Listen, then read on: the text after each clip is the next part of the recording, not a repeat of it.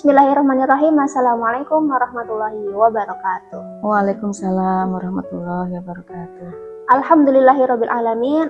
Assalatu wassalamu ala asyrafil anbiya'i wal mursalin wa ala alihi wa sahbihi ajmain. Amma ba'du. Jumpa kembali di podcastnya KUA Tegalrejo. Pada hari ini saya sudah bersama dengan Ibu Eka Astuti, SPDSH. Saya sebelumnya menyapa dulu. Assalamualaikum Ibu. Waalaikumsalam. Bagaimana kabarnya? Alhamdulillah baik, walaupun agak serak-serak dikit ya Mbak. Tetap semangat ya Ibu ya. Insya Allah. Pada hari ini kita akan membahas terkait sertifikasi produk halal, di mana tentunya kita sebagai seorang muslim harus aware terhadap apa yang kita konsumsi dari segi kehalalannya. Selanjutnya kita akan bincang-bincang lebih jauh terkait sertifikasi produk halal. Mungkin Ibu bisa dijelaskan terkait apa itu sertifikasi produk halal, berhubung Ibu sendiri juga seorang penyuluh sekaligus pendamping produk halal ya Bu ya. Ya. Monggo Ibu mungkin bisa jelaskan dahulu seperti apa itu sertifikasi produk halal. Ya baik Mbak. Sertifikasi produk halal itu adalah proses ya, proses untuk legalitas suatu produk. Di sini adalah makanan dan minuman terutama seperti itu. Terus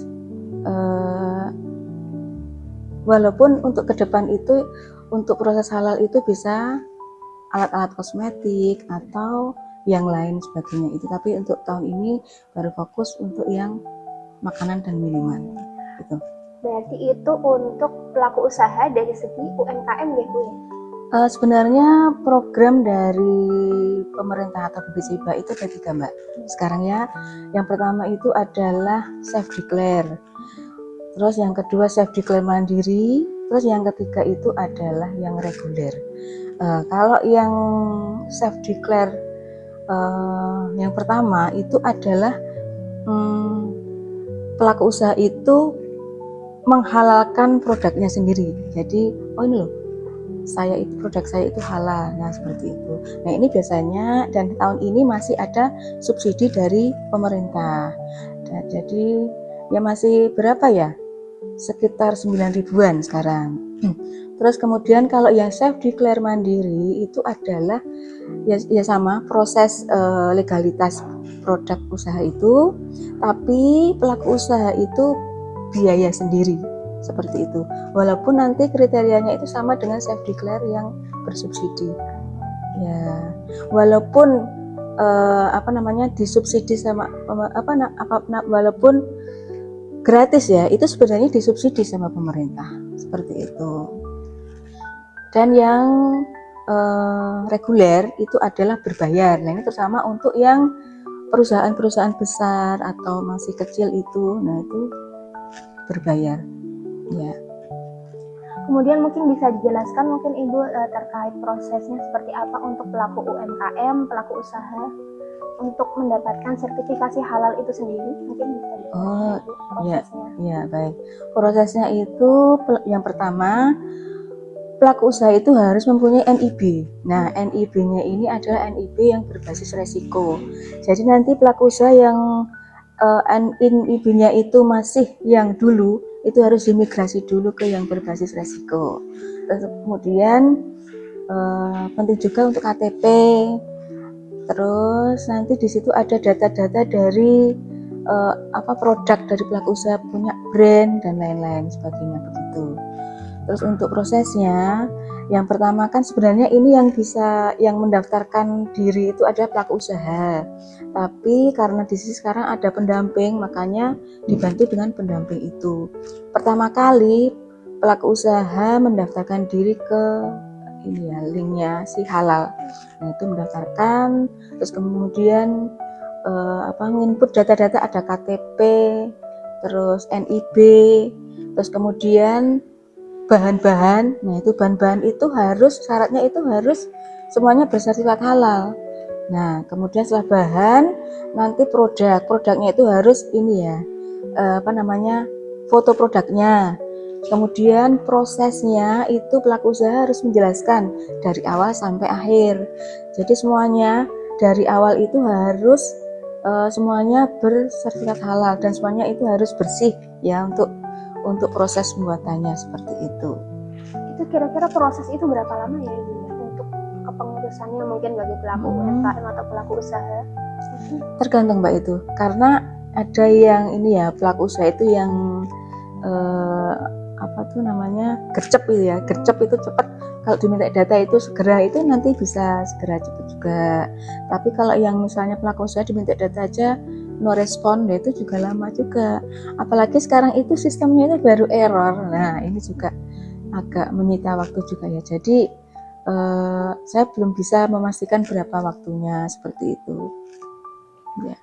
Kemudian setelah mendapatkan sertifikasi ini mungkin bisa jelaskan masa berlakunya mungkin Ibu? Oh ya, kalau masa berlakunya sertifikat halal itu sebelum tahun ini ya, jadi sekitar tahun 2022 ke bawah itu masih 4 tahun. Jadi pelaku usaha itu harus memperpanjang lagi kalau sudah datanya habis. Tapi kalau yang di atas 22, 23 ini itu sudah untuk selamanya. Tapi dalam tanda kutip, pelaku usaha itu tidak mengganti bahan-bahannya atau menambah atau mengurangi, juga prosesnya itu harus sama begitu. Nah, kemudian apabila terjadi perubahan bahan atau proses itu apa perlu diupdate Ibu? Ya perlu nanti bisa mengajukan halal lagi seperti itu. Oh itu sertifikasi baru atau hanya update data atau mungkin Update nanti itu.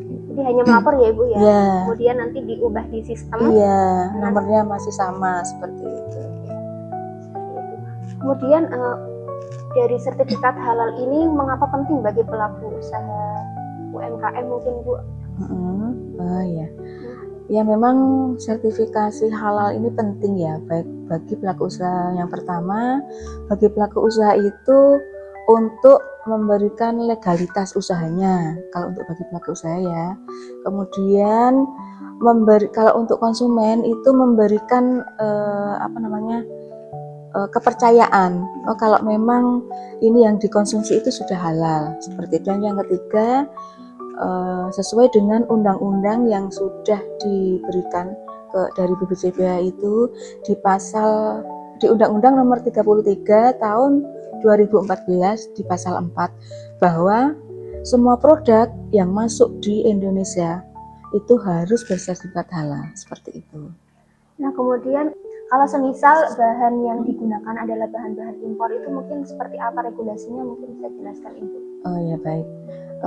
Untuk bahan-bahan dari impor itu juga diwajibkan mempunyai sertifikat halal bahan itu. Contohnya kemarin itu saya pernah mendampingi produk daging sapi impor. Nah itu di sana harus ada minta sertifikat halal dari sana, dari negara sana, dan nanti di sini disetujui apa tidaknya begitu.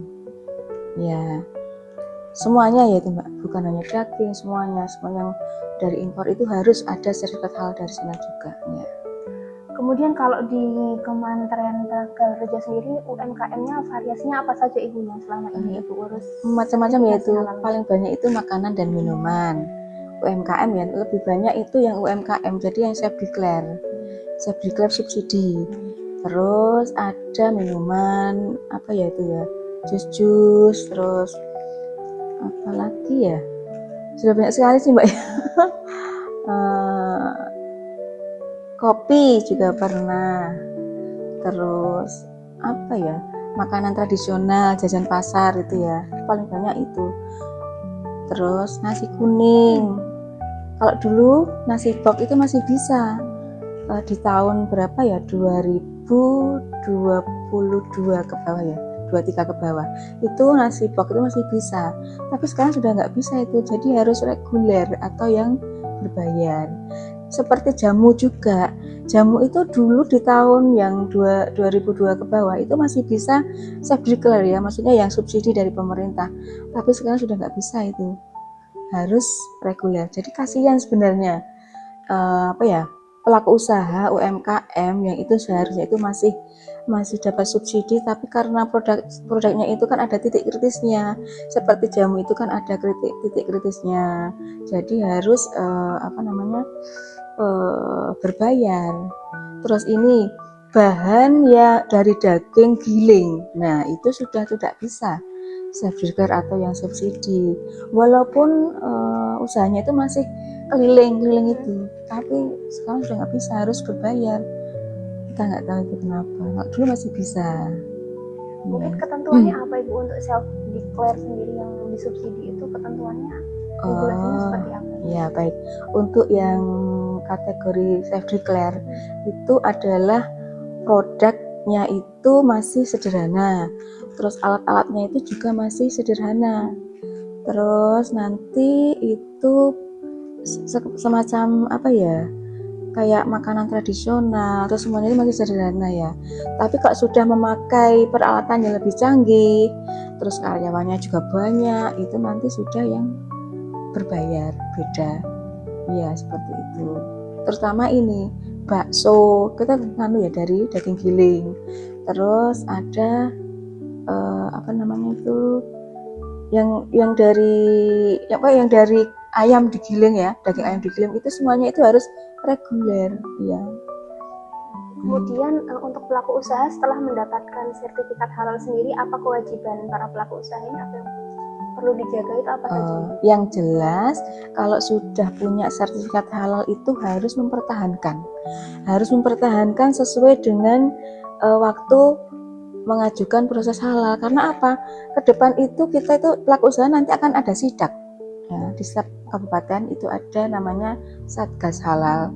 Nanti ada sidak. Nah, nanti kalau kebetulan ya ada salah satu pelaku usaha kena sidak itu, dan setelah dilihat itu ya ternyata tidak sesuai dengan sertifikat halalnya itu, nanti bisa dicabut. Makanya hati-hati harus mempertahankan seperti itu. Mungkin terakhir Ibu mungkin bisa disampaikan untuk pesan-pesan untuk masyarakat atau mungkin pelaku usaha yang sekiranya perlu untuk melakukan sertifikasi halal, mungkin bisa disampaikan Ibu. Bagi pelaku usaha UMKM terutama, karena pada tahun ini adalah kemungkinan tahun terakhir untuk subsidi sertifikasi halal, monggo segera saja untuk mendaftarkan diri, terutama khususnya ini karena kami di KUA Tegarja juga ada pelayanan sertifikasi halal, pembuatan NIB juga, terutama di wilayah Kecamatan Tegarjo. Seperti itu. Kesempatan ini jangan sampai dilewatkan begitu saja, karena mumpung masih ada kuota walaupun cuma sekitar tinggal 9 ribuan. Monggo nggih bagi pelaku usaha UMKM. Terima kasih. Baik, sangat menarik sekali pembahasan kita pada siang hari ini terkait sertifikasi produk halal, di mana ini merupakan bagian komitmen dari KUA Kementerian Tegalrejo khususnya bagi pelaku usaha untuk dapat membangun kepercayaan di tengah-tengah masyarakat, terutama dalam bidang UMKM dan juga bisnis. Saya ucapkan terima kasih Bu Eka sudah berkenan berbincang-bincang. Semoga sehat selalu Ibu. Amin. Ya. Jumpa kembali nanti di podcast selanjutnya. Wassalamualaikum warahmatullahi wabarakatuh. Waalaikumsalam warahmatullahi wabarakatuh.